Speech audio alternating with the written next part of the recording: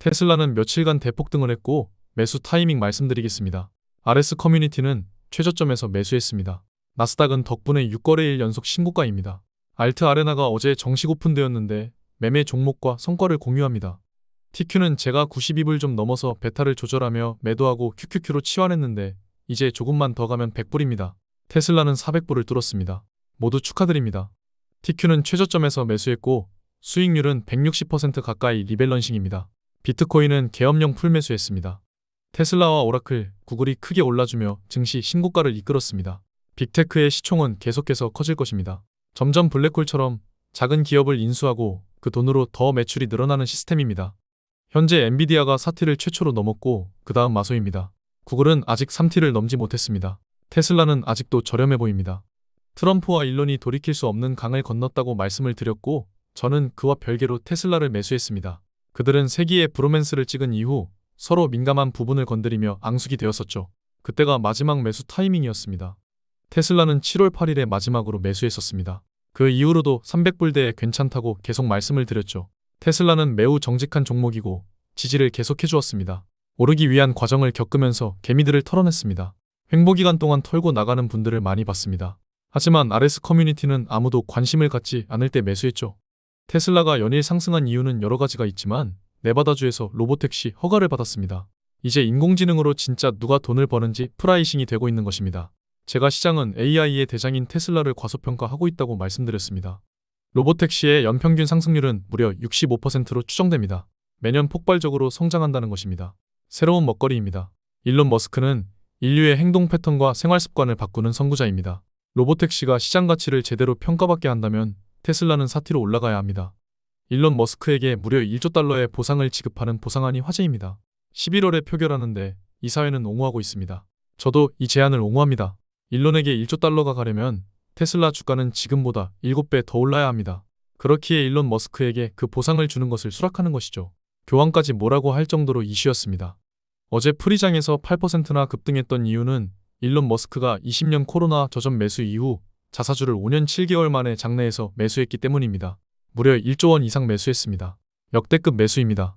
CEO가 직접 자기 주식을 매수한다는 것은 지금 저평가라는 것입니다. 저는 테슬라가 300불 아래로 떨어졌을 때 저평가를 받고 있다는 말을 반복해서 보여드렸고 매수해야 된다고 말씀을 드렸습니다. 저는 네프콘에서도 이례적으로 테슬라를 매우 많이 말씀을 드렸고 매수를 해야 한다고 계속 말씀을 드려왔습니다. 레버리지는 매도하고 리밸런싱을 하면서도 테슬라는 전혀 매도하지 않았습니다. 오히려 하락하면 모아가는 주식이 테슬라라고 말씀을 드려왔습니다. 저는 테슬라를 본계좌와 상승장 계좌 모두 보유하고 있으며 테슬라 레버리지는 매도한 적이 있지만 테슬라 본주는 오히려 레버리지 매도 이후 매수했습니다. 계속 테슬라는 매수해야 하는 주식입니다. 제가 유튜브를 시작한 이후 계속 테슬라 목표가는 똑같습니다. 오히려 사티는 저렴해 보입니다. 저게 당연한 수치입니다. 지금보다 3배는 더 올라야 됩니다. 테슬라는 지금이 가장 싸다고 생각합니다. 저는 테슬라를 20년도 코로나 때 처음 매수하고 109불 최저점에서도 매수했습니다. 이후 테슬라는 하락할 때마다 계속 모아왔습니다. 이번에도 마찬가지입니다. 저는 그냥 테슬라가 하락할 때마다 매수합니다. 주로 채널의 하단에서 많이 매수를 진행했습니다.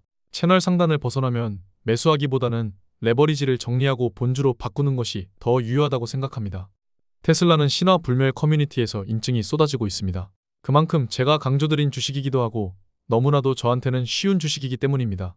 그냥 저평가일 때 모아가면 되는 주식입니다. 이번에 서울에 집을 사게 되었다는 분도 인증을 해주셨습니다. 저는 서울의 핵심지 부동산을 살 수 있으면 무조건 사라고 말씀드리고 있습니다. 그만큼 모두가 가지고 싶어하는 자산이기 때문입니다. 서울 핵심지 아파트는 한국인의 자산의 종착지입니다. 네프콘 연간회원들과 신화, 초월 멤버들이 모여있는 불멸 커뮤니티입니다.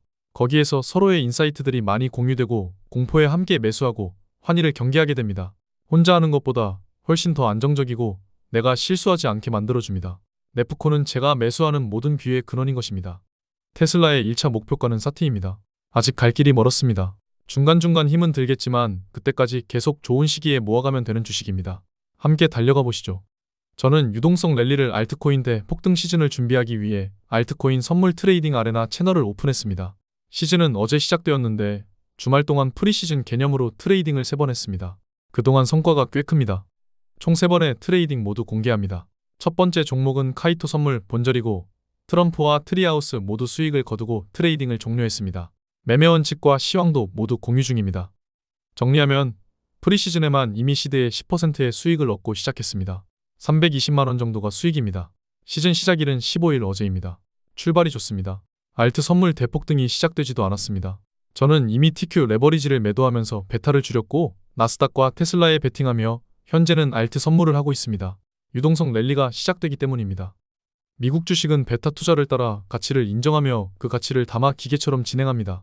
하지만 비트코인과 알트 등은 공격적으로 오로지 알파만 추구하기 위해 투자합니다. 베타 투자법이 베타 안에서 알파를 추구한다면 코인은 오로지 알파만 추구합니다. 그 점이 다른 것입니다.